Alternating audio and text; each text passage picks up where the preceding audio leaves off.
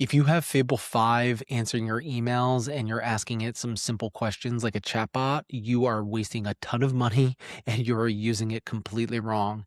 This video is going to show you why Fable 5 is so powerful and the best way to wield it and use it so that you can get the most leverage and the highest ROI from the most expensive model on the market right now. And I'm going to give you the best practices and how to use it and how it can dovetail into the other models you're using as you're building out AI automation. So why is Fable so good right now? It is the best model on the market right now. It is also the most expensive model on the market right now, nearly 2 times the price of Opus. And it is so good because of the learning that is behind the system. And I'm going to show this chart here while I describe it. But this shows you how much more expensive Fable 5 is than everything else. So there's some really, really good models here. Some of these are open source like GLM 5.2, and it's super cheap and it's really good, near Opus 4.8 level, and it's like 1/5 the cost, right? But if you can see here, Fable 5 is now twice the cost of Opus 4.8, and that's a lot. Is it 2 times better? I don't know. There's a lot to be said about like the give and take here with if you're going to be burning a ton of tokens and what the use cases are, what model you're going to be using so you get the best ROI, really. Now, I tracked performance based off a couple different scales here. And as you can see, Fable 5 is just really in the in its own class right now. And it is at the highest level here on the agentic capability. It in its highest mode, it's at a 95% out of 100, which is really, really good. Now, on the bottom scale here is also the price. You're paying for how good that model is.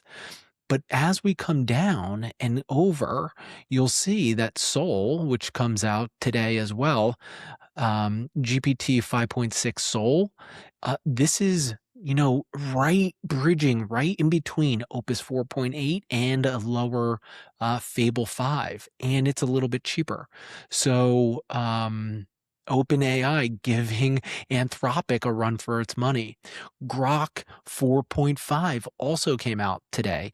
That's down here. Now that's lower agentic scores, but also super reasonable, very cheap to run at scale. So as you think about your use cases, think about, okay, what fits in here? And this goes back to how are we going to use Fable 5 and what are some of the best ways to use Fable 5 as it relates to dovetailing it with other models.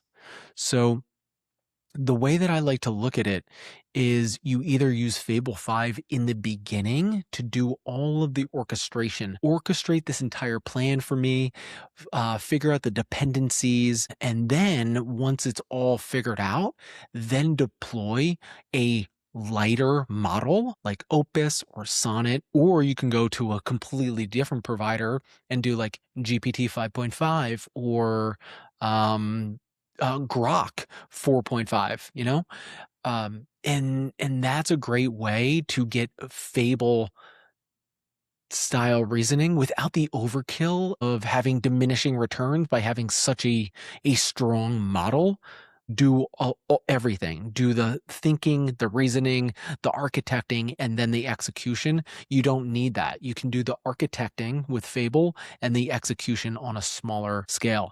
Now, what's really interesting, I haven't seen anybody talk about this. Everyone's been talking about using Fable 5 in the beginning and then using a lighter model at the end. What I am actually seeing and how I'm using Fable 5 is I've actually started with a lighter model, used Fable in the middle, and then end with another lighter model. So I call this the Fable sandwich. So a lot of my work has started out in Opus 4.8, a model like that. And now that Fable's released, it's like, okay, I want Fable to go back through my work base and tell me what needs to be bolstered. How can we improve on this? What are we not thinking about? And then I come back to a lighter model after it's done. So look at this. This is actually a real use case right here. This is one of my clients, and here's all the PRDs that we have architected already for the entire workflow and systems that we're building out for their entire company. Now, each one of these PRDs was built with me orchestrating Opus 4.8. Fable came out, and I threw Fable back at the PRDs, and I said, go back through the meeting notes, go back through the transcripts, go back through all these PRDs, double check everything, see if there's any gaps that we missed that we need to fill, and how can we make this better and more in line with what the client needs. And it went back through, combed through everything, and was able to bolster the PRDs that we created. This also didn't have me create a whole bunch of stuff from scratch using Fable or start over. And then what's great is now that this is retooled, I can go back to Opus or Sonnet for the builds and for the agentic execution that comes from those builds. So this is a really cool way to use Fable that most people aren't really thinking about. Now, how can you take Fable and actually use the reasoning, the brain power, and the rationale that it uses and deliver that to a lighter model like Opus or GPT 5.6 Soul, which just came out today? You can actually reverse engineer how Fable made its decisioning and reasoning, and then how it ended up making an execution plan and then verified that execution. Here's a prompt that I gave Fable 5, and I'll leave this in the description, but you can ask Fable 5 this to give you a skill, a Claude skill that you can then hand over to Sonnet 5 or Opus 4.8, or even migrate over to a completely different provider as well. And what this does is this provides you the main piece here, which is the process. How Fable 5 processes all of the information that it's distilling down to deliver such quality results.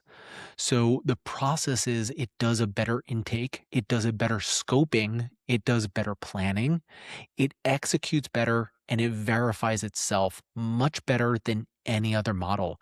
And you can actually steal this, and you can actually make this into a skill, and I will give this skill away for free. Link is in the description. And you can take that skill, upload it to Claude, and run that skill every time you want to use Fable reasoning in a lower level model. If you found this video useful, please give it a like, please subscribe, and share it with someone you think would benefit from it. I also give away a ton of resources for free.